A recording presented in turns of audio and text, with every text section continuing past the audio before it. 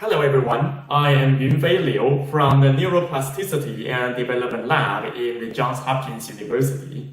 Today I'm talking about the involvement of bilateral supramarginal gyrus in orthographic processing during Braille reading. Before I introduce my findings about Braille reading, let's talk a little bit about print reading.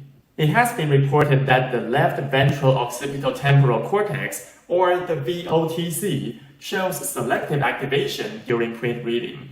This region is particularly responsive to word forms, so it's sometimes called the visual word form area, and is hypothesized to be the place where the spelling or orthography is processed.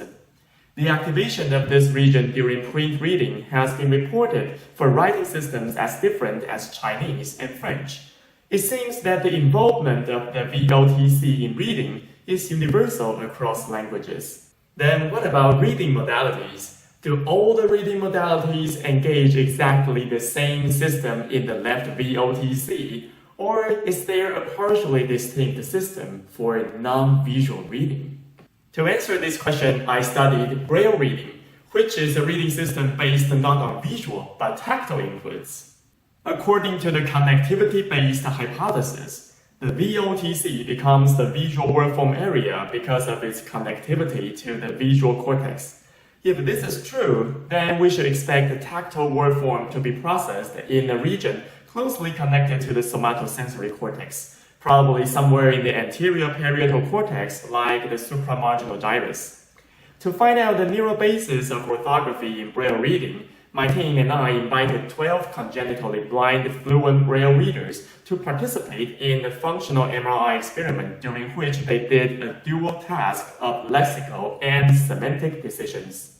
They pressed one button when they read inanimate real words like milk, and then pressed another button for animate real words like frog, and they pressed still another button for pronounceable pseudo words like murg.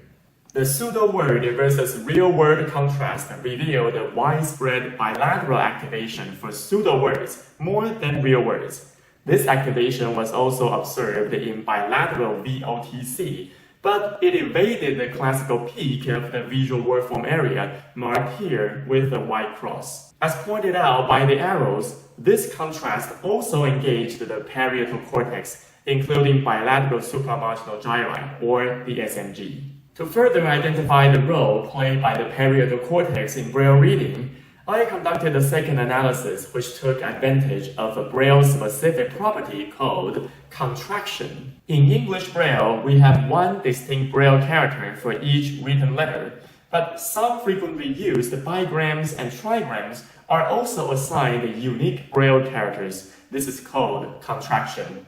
For example, instead of putting the character for E and the character for R side by side, the bigram ER is spelled with a different character. Fluent Braille readers usually read contracted Braille, but they are also aware of the uncontracted spelling of the words, because that's what they learned at the beginning. And they also rely on uncontracted spellings to make phone calls and to interact with sighted individuals.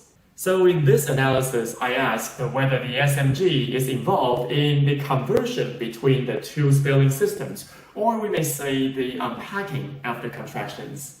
In the experiment, all the words consisted of exactly 4 Braille characters, but their length in terms of printed letters ranged from 4 to 7, with examples shown here.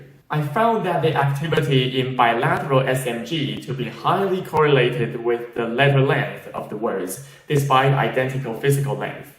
This letter length effect was still significant even after the effect of word frequency was accounted for, and this effect was not observed in the left VOTC.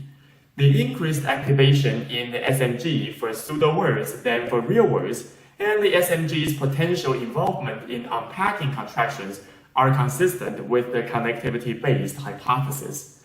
These results suggest that this region may become specialized for form-based processing of Braille words. My findings does not exclude the possibility that the VOTC is also engaged during Braille reading, but it's likely that tactile reading may rely on a neural mechanism partially distinct from visual reading. Thank you.